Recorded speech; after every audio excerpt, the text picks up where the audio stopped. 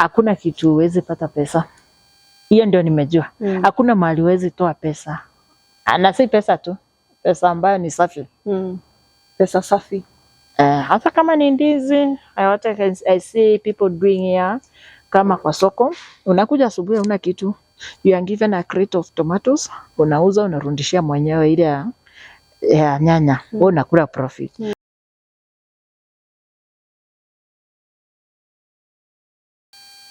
Hello my people, welcome to another episode of the Victoria Show.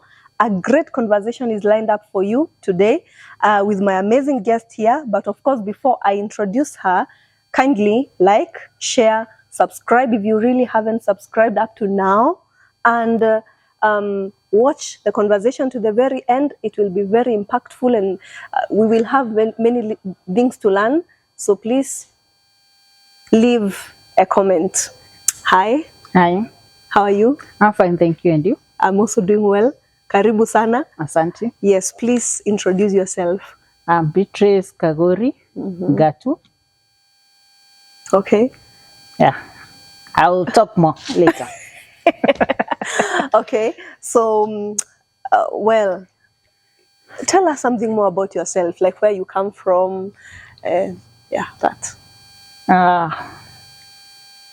Born in Meru County, in a village called Ngonyi, Imenti North. Meru County. I was fifth born in a family of 6. The fourth girl. Yeah, 4 girls and 2 boys. And grew up in the village, but I kept telling myself, I'm not going to waste any minute. I'm whom I am today because I believe in hard work. Wow. Yeah. Thank you. So, more to it, your education life, ulisomea wapi? Moving on. And those days we didn't have the preschool, so I went direct to nursery in Ngonyi Primary School in Meru. Then along the way we have to join boarding primary, but I declined because I was a sport girl. So after everything, I decided no, I'll continue with that day primary public school up to class 8, where I completed my class 8 in 1997. Okay. In 1998, I joined Materi Girls Center for high school education. I completed in 2001 and 2003. I joined the University of Nairobi to pursue a Bachelor of Education Arts, major in Kiswahili and minor in mathematics. Okay. A rare combination in Kenya. Yeah, it is very rare. In fact, unajua kila wakati tukisikia combination ya mathematics, we know it's moving like something like chemistry or physics. Tukisikia Kiswahili, it's with an art. So what happened, I had gone to the university to do mathematics and economics. Then along the way, somebody asked me, do you know what you are doing and what you expect outside? Then I was like, no, I'm not sure. Then someone along the way, one of my sisters convinced me, if you want to teach, just do Kiswahili. So I dropped economics, having studied it for 2-3 weeks. Then I joined the Kiswahili, but I didn't change the other combination, the other subject. Mathematics. That is how I ended up with the Kiswahili mathematics. Okay. But so far, no regrets. Wow. Before we go further, now that you've mentioned you dropped one of your majors, that is economics. Yeah. Today we have learners wanaingia pale university, mtoto ana feel that maybe they have been called for a course that they really didn't want. So, okay, for example, what would you advise them to do? To research more, to drop what they have been called for and choose something else, ama wafanye nini? I just tell them to pursue their dreams because I came to do economics later after my first degree. Yeah. So you went back to do economics? No, I went to do masters in business administration. Economics and mathematics, statistics were my best. Yeah, because I'm supposed to be in maths. The Kiswahili part is just for me as a stepping stone to greater heights. Yeah. Wow, that's so interesting. I mean, it's rare to hear someone who is really pursuing what they want, na mwisho kabisa mtu ana feel that what they wanted is exactly what they were supposed to do from the very So what I beginning? can say about that, if you have passion, you can do anything you want. As I'm telling you, Kiswahili mathematics were my best in primary school. I was always the best. Those were my best subjects. When I went to high school, we didn't have anything much. Being from the village, we didn't know what we wanted. We just wanted to become a teacher or a nurse. That's all. So we tried to balance all the subjects. When I was admitted to do education, I was not sure if I want Kiswahili or mathematics. They are both my favorite. So that is why I ended up with both of them. I am satisfied. So after I completed my university, the first degree, I was employed by the TSC. In fact, through Kiswahili. They wanted a Kiswahili CRE, but since there was shortage, I just considered me. I was employed through Kiswahili. Later, I decided to go back and do my master's degree. I did master's in business administration, strategic management. Okay. So what was your motivation now that I know you I still just work as a wanted to teacher? work on economics, anything business related. Okay. Any strategy. Eh. Because given anything, I think I can work out with it. If you put your effort there and passion, you can get something out of it. Okay. You are not limited. You cannot limit yourself. Of course you cannot. Yeah. Okay, so let's talk more about your teaching career. So first place you were posted? I was posted in Laisame Secondary School in Marsabit County, Eastern Province. I stayed there. That was in October 2008. Unfortunately, in 2009, I was coming for a seminar in Meru town, Kiswahili seminar. We met with the shifters. They were shooting the lorry on top of the lorry. Then the bullet missed the lorry and it met my thigh. Things changed. From there, I was hospitalized in Chogore for 3 months. I went for sick off. Then when I resumed, I didn't want to hear anything about Marsabit. I started looking for a transfer. Okay. So before we shift from that, insecurity in the northeastern area, it's a very big issue. And I see a lot of teachers wanting to shift from that place. How is it like exactly working there? Laisames was not a bad one because it's along the highway. Isiolo, Marsabit, Moyale highway. It was just, but I say it was just an accident. Yeah, because it happens anywhere. True. People are just being shot even in Meru town, Nairobi town, just walking. It was a stray bullet. It was not directed to me. Yeah. I like that. You are not playing victim, you're strong. I mean, sometimes when accidents of that kind happen to us, we tend to feel very bitter. You hate the people from that area. You feel like you don't ever want to go back to that place again and such things. What I can say, it was one of the experiences. I'll just live with it because it had a lot of impact in my life. Everything changed. One, you had to move from there, start looking for a convenient place. Having been in the hospital for 3 months, that was not an easy thing. But you must move on. Of course. If it's not done, you must do something. Hakuna kujihurumia. Ni ukweli. Does it affect your career when you stay in hospital for a long time? I've had people say that when you're working, especially with TSC, if you're off from work for a number of time, hata unaweza kuja unapata that they have decided to stop your job for some time. The policy is you're supposed to be sick. Maybe they don't count when you are admitted. After your discharge, you're supposed to go for leave, paid 3 months. Then the next 3 months half pay. Then if you are not well to go back, they relieve you of your duties, of which you can come back. You go and concentrate on your healing. But in my case, I think God came through. Okay. Yeah. How? Things worked. Things worked. And that one, I think I will comment on it later. All right. Yeah. Okay, so I know you as a person who does many things. You are very hardworking. In our naweza kukuita mwanamke bomba. No, you're one of those people who genuinely challenge me. You make me feel like there's no stopping. There's no stopping. I remember there's a time back when I was looking for a job, nilikuwa pale, I didn't have much to do. Na nikajiambia if someone else is, like for example you, if you're working this hard, I mean doing a good number of businesses here and there, I think hata mimi sina ruhusa ya kukaa kwa nyumba, nitoke pia mimi nikafanye kazi. You did a good job. Thank you. So what are some of the things that you do and what can you say about them?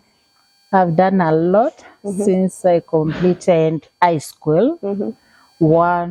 The first major one, I owned a salon, which didn't have a broad dry or dryer. We are just having a stove and a burner.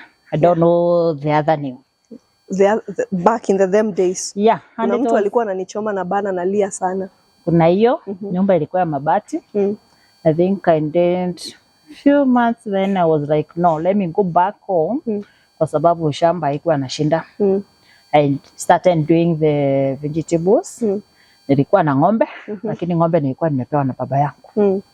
So I was selling the milk and the vegetables. That one, I did that until I joined the university. In the university, I survived through making students hair. But I couldn't go outside the school because mikono nayo niko sawa. Yeah, I've done that. That one I've never been trained. Very trained na nyasi. Okay, that's so encouraging. I can do most of the stairs. So the whole of my university, I survived. Sikufanya kazi ingine. I'm just trying to do sales. Nikaona hapana. From Kikuyu going to Alingam, coming back, that was a lot of time. But making students on start even at night, mpaka asubuhi.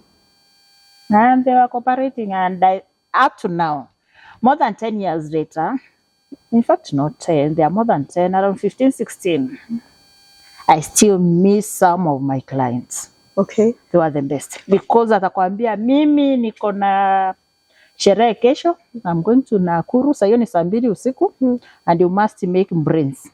So we'll start it from 9 p.m. mpaka asubuhi, na atatoka ataenda kuwa sawa. You know what I'm learning from this conversation is that especially the university children, our watoto wa campus students, they can always do something constructive with themselves. But I think the society today is more like encouraging, nitaita aje sasa itabia, more like being a pest in the society. Because the young girls these days, they are not focusing so much on something, or maybe even the young men, they are not focusing so much on what can improve their skills and give them a legit way of making money. Most of them maybe getting sponsors and such other things. Maybe what I can say about that, it's about the society. Most of the parents, they have 2 or 1 kid. So we just have that. But in our case, it's either you struggle for yourself or you just drop out. So we need to be self-motivated. Let's check from where you're coming from. If you're from a able family, I think if I was being provided with everything, there was no problem. But since I'm the one to cater for myself, in fact, I didn't mention that I paid all the university fees by myself. I had the help, the bursaries, because I lost my mom at 10 years. Immediately, 1 month to joining the university in September, I lost my dad in August. So it was me and me. But I thank God because I have siblings, sisters and brothers who have worked with me. I'm not alone. But about the school fees, I had to use what government was providing and get the bursaries and top up. So if you are being provided with everything, sijui mom sina token unatunua, I think that's why they are not challenged. It is true. Most of them don't have anyone challenging them to really wake up and work. It's either you send or I drop out of college. Na sisi hatutaki mtoto and drop. Unamtumia tu. Hiyo ndio inaitwa helicopter parenting. Ile yenye uko pale juu kila wakati doing everything for them. But not everyone. Kwa sababu hata wengine unaona tu still their students wako familia mzuri na anakupigia na kwambia mimi sitangoja kutumia everything. They are trying. Kuna wale unaona mtu anauza vitu online. You don't have to have a physical shop. Unapewa picha, unatuma. And then this one now the challenge is some of them are not very sincere. Atatumia pesa na apotea. But those who are trying to work online, they can do something for themselves. That is the starting point, because we might come out and the job market in our country is not so promising. We need people who can challenge themselves. That is true. Yeah, people don't want to come back after the college. They want to go and start life. However hard it is, we must move on. That is true. Okay, so from that we can learn that mtu tu ajitume. Ni kujituma. Mtu atoke kwa nyumba ajitume. So what are some of the other things that you do today now? You still now, continue with the and I've done a lot. Nimejaribu posho meal. I tried to do the fasting grain flour, and then the profits were not much. I sold the posho meal. I don't just hang around something which is not productive. So from there, I started and do also. Maybe I've never known that. There was a time I was doing on the tuition. I had a mini school inside a school. The administration was very good with me. They offered to give me the buildings. I had a school. You mean there are schools that accept that? Yeah, it was local arrangement. Okay. I was doing with the Form 2, 3, and Form. I think all of them they have completed. And in that was okay. Then I tried farming. The first time I was like, mahindi na maharagwe haina pesa. What I look for is money. And I look for clean money. Kama ileti, hiyo nikaachana nayo. Nikapeana watu wakalima. But last year, vile mambo iko, tumerudi kwa mahindi. So currently I'm doing maize. And I don't buy vegetables. I do vegetables and fruits. Sai ni avocado tundogo. Hiyo nalima, mahindi nimelima yangu ya kukula na marafiki wangu. I don't want to buy. I'm not yet commercial. I still do. Nyingine ni gani? Sijaambia mimi ni mwalimu wa hesabu. Hiyo ndio ulikuwa umekataa kuambia kabisa. Ukusema wewe ni mwalimu wa mau, tukuulize hapa ni wapi? Exactly. I teach mathematics in Gekomene Girls High School. I've been there since 2011. I've taught many. We produce all the ingredients. Hapo ndio tunaita kujituma sasa, because you must fix yourself where you want to be. I've taught Kiswahili. So I teach the two core subjects. Kiswahili and mathematics. Swahili and mathematics from Form 1 to Form 4. I also do extra teaching for statistics students who are in the universities and colleges. Mostly I've been working with students in Kemu University. And what else? What are some of the lessons that you've learned in your teaching career? One, you know what you are going to do. You must be self-driven. So if you are going to do any task, do it as you are doing it the last time, because nobody is supposed to push you around and you enjoy what you are doing. So if it's about the lesson, attend on time. If it's about the marking, the exams and what have you, I've said give it your best. When you give it your best, you have easy time working with others and you enjoy it. Yeah. Okay. So I believe in your teaching career, you've encountered some, let's say, learners who have issues with discipline. Or maybe just the challenges that children go through, maybe in their teenage. And how are you able to handle discipline cases? Maybe the discipline cases, when in discipline, we say that you need to be stand on what you are doing. Don't need to be lenient on any of them, or you don't have to change your style of disciplining students, because they'll learn you. And when the moment they'll learn you, they'll be like, ah, huyu achana na yeye, zake ni hivi na hivi. But if you stand firm, they will not like to meet with you when they're on the wrong side. Na ukifanya hivyo, utakuwa unawasaidia. And then nyingine nimesoma, when you punish a student, you don't take it. I'll keep reminding them, wewe tulionana, wewe ni wewe. You are the same person, you know. You need to encourage them. The moment they make a mistake, then you can help them to move. It becomes more like a brand. Ukutana na yeye yule ni yule mtu wa kelele. Na utakuwa unamsaidia. You need to help them. When you correct them, let them know that they have done wrong thing, and then this correction is not going to break them. Of course, remember they are growing, their self-esteem needs to be developed. So the moment you keep referring to the wrongdoing, you are breaking their self-esteem. You are not making them at any time, you are not building them. And we need to build them.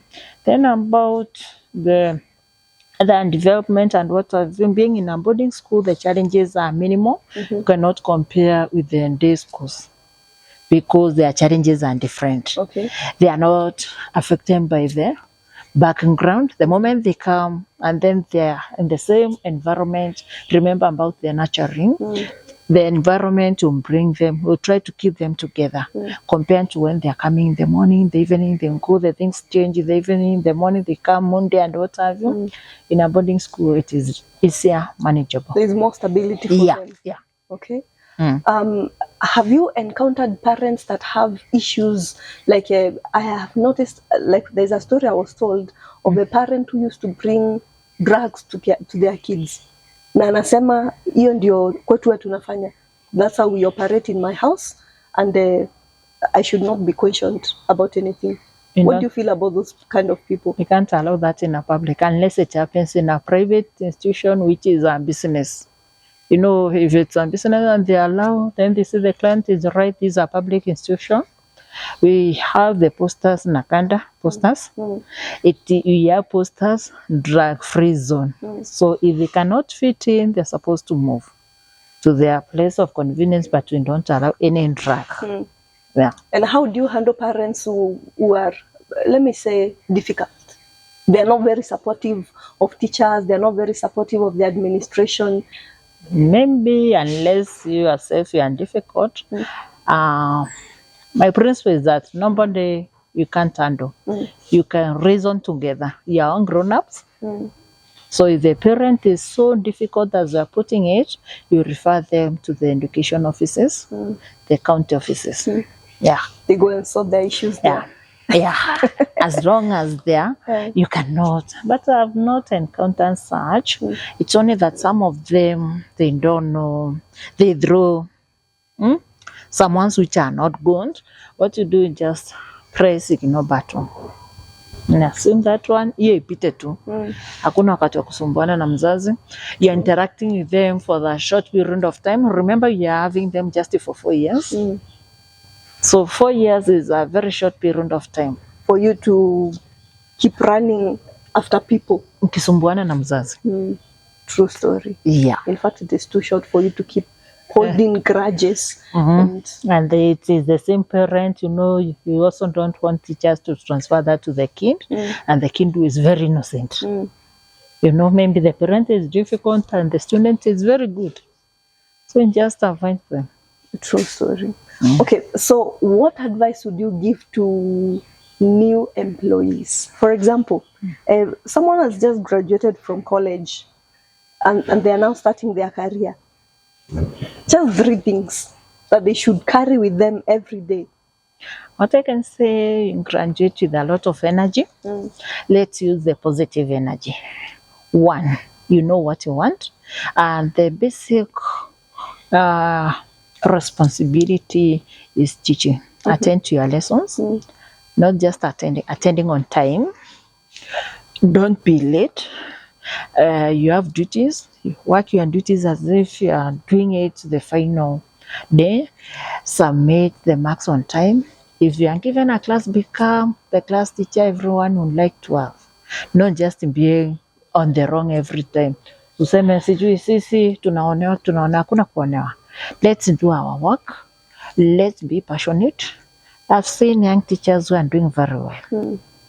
In fact, because in terms of technology, they are better placed than some of the teachers. So, and others, they are still young. Now, as a fanya basics, the computer, you are like, tukusaidia aje.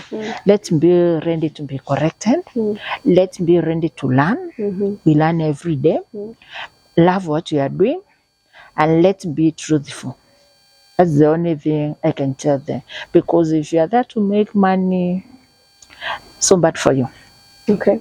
Yeah. So apart from your career life, you have other things that you work on. As you mentioned there before, you told me about farming. You talked about maybe doing a few businesses here and there. And back in your campus days, you used to make hair.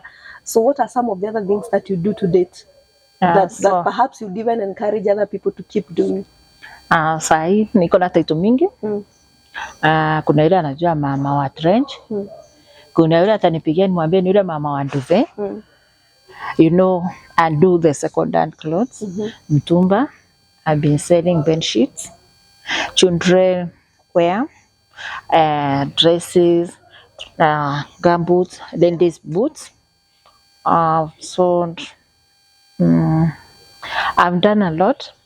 Basically, it's an online job. I don't have a physical shop because of the cases of the employees. We know what they do. I buy in bills. So I open the bill, I sell everything. I've done this since 2019. And so far so good. And I hope one day I'll open a shop or I'll be able to import and sell in bills. That's very possible. Na ile bidii uko nayo? Bidii iko. What I can say, ukiwa na stock, si ati unaweza lala njaa. Kuna mwenye atakupigia tu from nowhere akwambia I want to pick, do you have shoes? Mwambie viatu iko, akuja chukue mbili. Do you have a hood? Mwambie hood iko, anakuja anachukua. I've also done the school bags.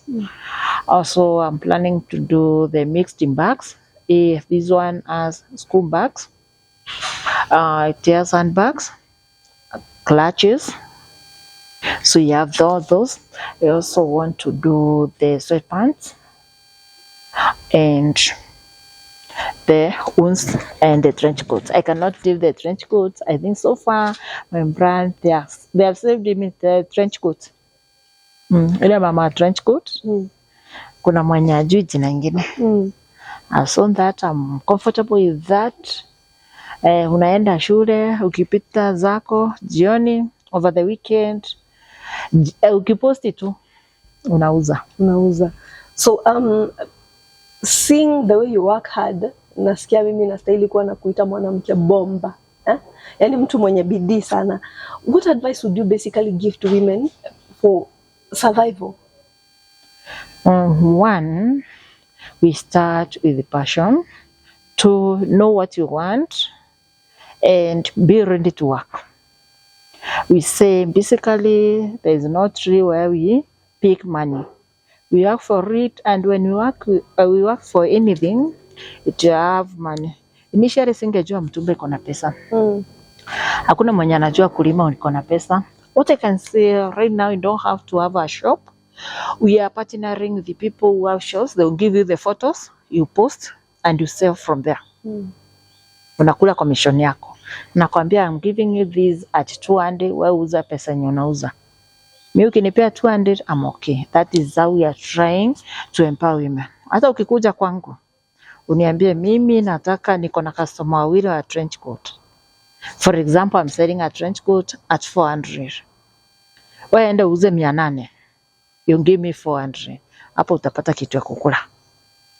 Anything you purpose. Na hata kama ni kwenda kuosha kwa mtu, fua nguo. Start with that. Enda kwa soko. Nunua vegetables. Just zungusha kwa watu ukiwauzia. You get something at the end of the day. Okay. Hakuna kitu huwezi pata pesa. Hiyo ndio nimejua. Hakuna mahali huwezi toa pesa. Na si pesa tu. Pesa ambayo ni safi. Pesa safi. Hata kama ni ndizi, I see people doing here. Kama kwa soko, unakuja asubuhi una kitu, you are given a crate of tomatoes, unauza unarudishia mwenyewe ile ya nyanya, wewe unakula profit. Ukienda huko main stage in town, wanaenda kwa soko, wanapewa kwa duka, wanapewa kama ni vitambaa, umbrella and what have you, they sell, wanapata commission jioni. So kazi ni kujituma. Don't give up, believe in yourself, be positive. Work with a positive mind. Usijiachirie. Okay, so as a person who teaches a girls school, sindio? A girls school, these days kuna kitu tunaita women empowerment, sindio? And so many of us are tunajituma sana kukua empowered, sindio? But do you feel there's a place where this empowerment is taking like a wrong turn and hurting the society in some way or form? Not as such, but what I can say, we have done so much on the girl child. We need to balance. If you get good girls, good ladies, good women, where will they go to? They need good men. So let's try to empower all of them. And then the other thing, or the wrong information I hear is, sahi hakuna kazi. So it means we withdraw our kids from school? No. Let's tell them we need to empower you. Unaweza ukajitetea. Maybe you might not be employed. They call White collar jobs. But you can employ yourself. True. And I think masomo itakusaidia. I think most of the frustration that comes from education is mtu hatapata kazi. But I feel like education sio ya kukupatia kazi peke yake. If you compare an educated person and a person who is not educated, you see a lot of differences. There are. Yeah. Unaona yule anakaa mtu ambaye anajielewa zaidi, anajituma, and then the person who is not educated, they wako tu. Yeah. Welcome, because the moment you go to school, you are able to interact with different people, compared to wherever you are grown in a village, you live there, you grow up, you age there, so unazunguka tu hapo. But ukitoka, you are able to meet in different people, different cultures. True. We'll try to blend with them, pick the best. Kuja nayo because they'll tell you so and so amesoma without the education na tunalima na yeye huko. But you shall tell them ni sawa tunalima lakini yangu nalima ya mtu amesoma. You see? Alafu kuna wewe sasa. Yeah, you see, mimi yangu tunalima but I'm not there full time. Mimi yangu kukikataa kunyesha nitakula mshahara. If it rains, I'll have the salary and I'll harvest. Na wewe kikataa kunyesha utaenda wapi? Sure. So you need to have diversification of ideas, services, anything you can do as long as it is positive. Never give up. True. So now that we are winding up on the conversation, is there something else that you feel you'd like to say to my audience? Yeah, I can tell them one thing that is underrated is religion. Be committed. Mimi mwenyewe nashiriki dini ya Katoliki. Maombi imenipeleka mbali. For me, everything I've done, whatever I'm doing, I give it glory to God. Nimejitoa hapa mpaka na mgongo kwa maombi. That's in Uganda? That is in Uganda. Yeah. Nimetoka hapa nimeenda musician kwa maombi. Na sijachoka. We are still doing it.